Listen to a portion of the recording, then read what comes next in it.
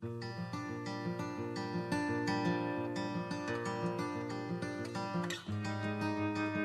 is May the 15th. Today we see Passion Week, Wednesday and Thursday.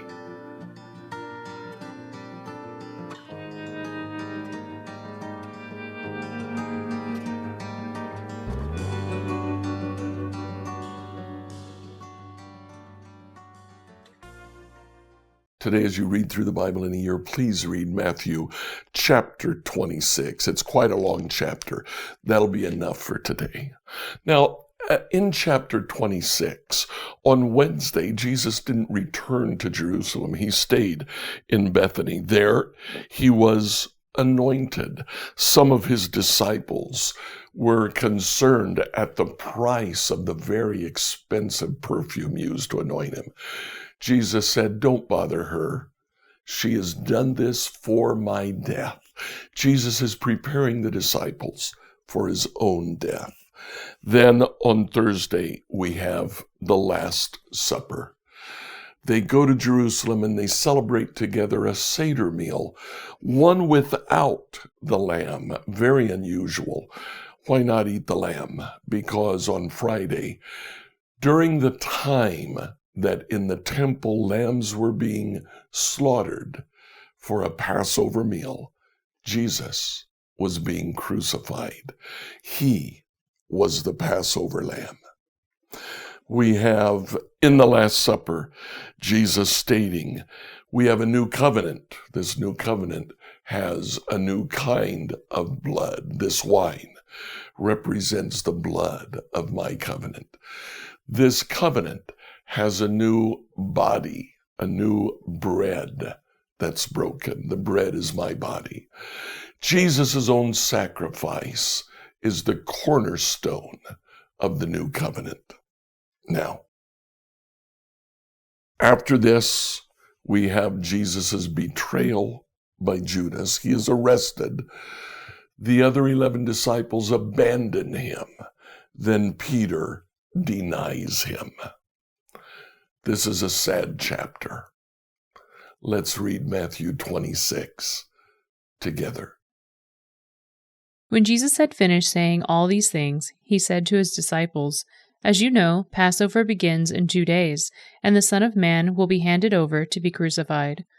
At that same time, the leading priests and elders were meeting at the residence of Caiaphas, the high priest, plotting how to capture Jesus and secretly kill him, but not during the Passover celebration, they agreed, or the people may riot. Meanwhile, Jesus was in Bethany at the home of Simon, a man who had previously had leprosy. While he was eating, a woman came in with a beautiful alabaster jar of expensive perfume and poured it over his head. The disciples were indignant when they saw this. "What a waste," they said. "It could have been sold for a high price and the money given to the poor." But Jesus, aware of this, replied, "Why criticize this woman for doing such a good thing to me? You will always have the poor among you, but you will not always have me. She has poured this perfume on me to prepare my body for burial. I tell you the truth, wherever the good news is preached throughout the world, this woman's deed will be remembered and discussed." Then Judas Iscariot, one of the 12 disciples, went to the leading priest and asked, "How much will you pay me to betray Jesus to you?" And they gave him 30 silver pieces. From that time on, Judas began looking for an opportunity to betray Jesus. On the first day of the festival of unleavened bread, the disciples came to Jesus and asked, "Where do you want us to prepare the Passover meal for you?" "As you go into the city," he told them, "you will see a certain man. Tell him, the teacher says, 'My time has come, and I will eat the Passover meal with my disciples at your house.'" So the disciples did as Jesus told them and prepared the Passover meal there.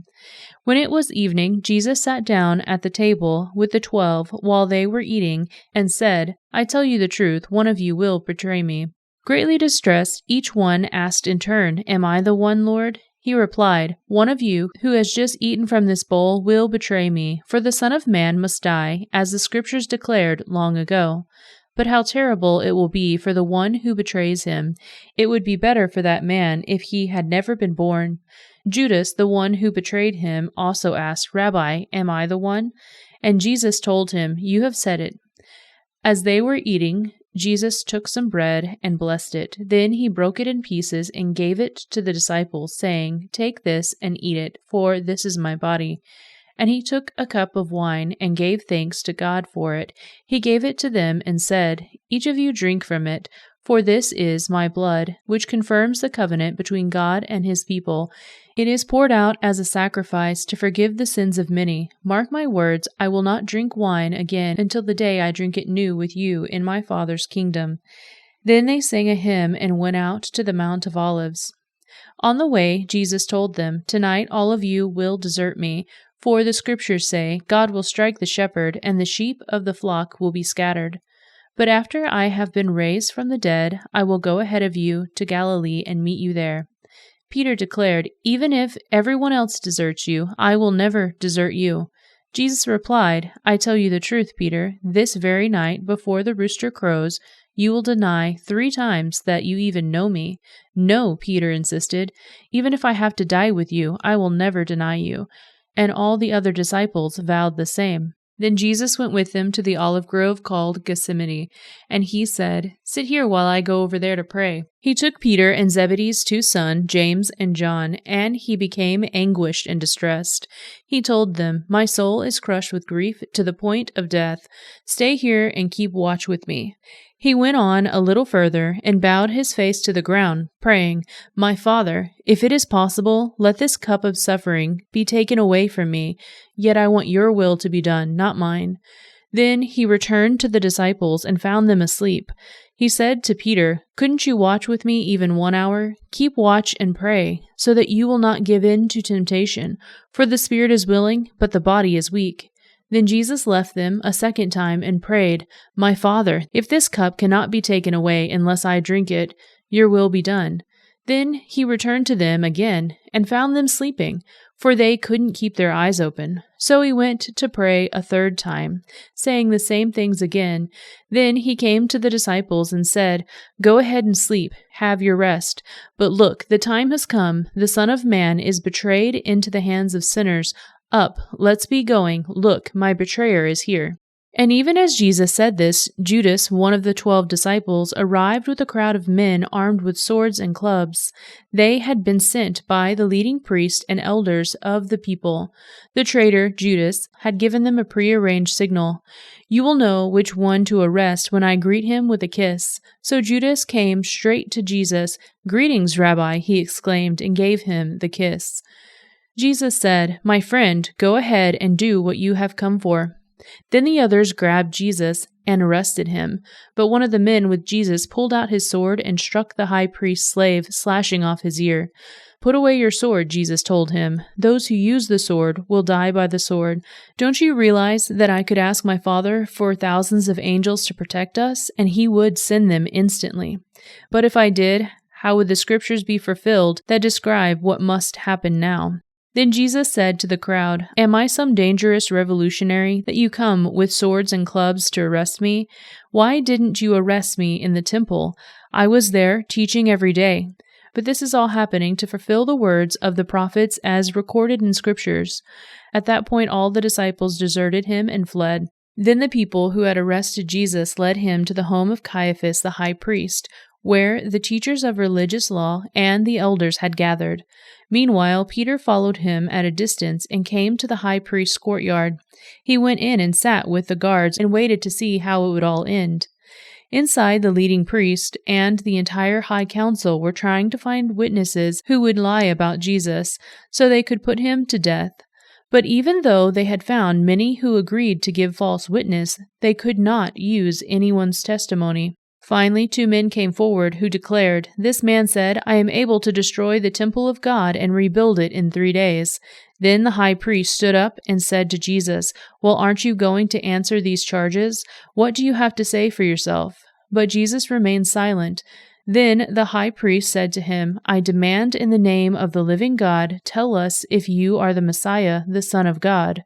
Jesus replied, "You have said it. And in the future you will see the Son of Man seated in the place of power at God's right hand and coming in the clouds of heaven." Then the high priest tore his clothing to show his horror and said, "Blasphemy! Why do you need other witnesses? You have heard this blasphemy.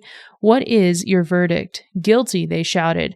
"He deserves to die." Then they began to spit in Jesus' face and beat him with their fists, and some slapped him, jeering, "Prophesy to us, you Messiah. Who hit you that time?"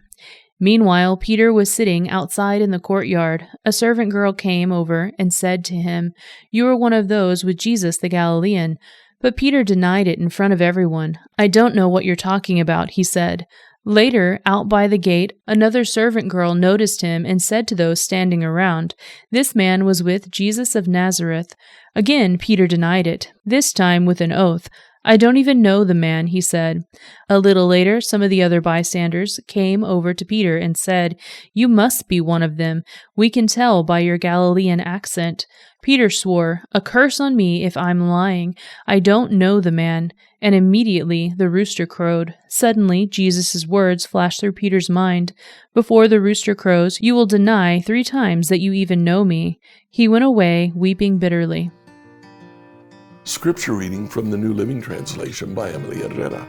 Like, follow, and subscribe to this devotional on whatever platform you use to listen to it. Email your questions to us at questions@becomehope.com.